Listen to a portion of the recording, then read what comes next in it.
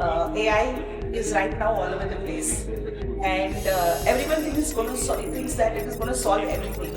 But I think what we need to focus on is, if you want to stay relevant in the discussions that you would have at the business tables, what one needs to focus on from AI perspective is to segment the issues, pick up the pain areas and work on them. And I think almost all industries currently are struggling with information flow, which you need to have good conversation, relevant conversation with the customer.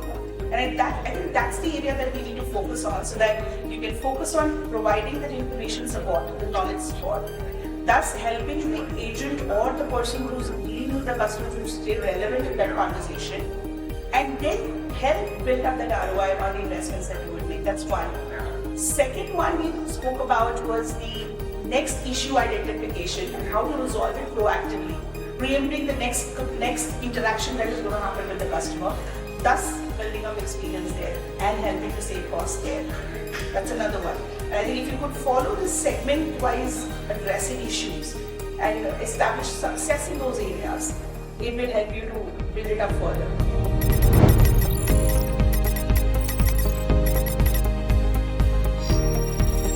People will still remain. Emotions and sentiments will remain with human beings. And I think what AI should focus on is information and knowledge.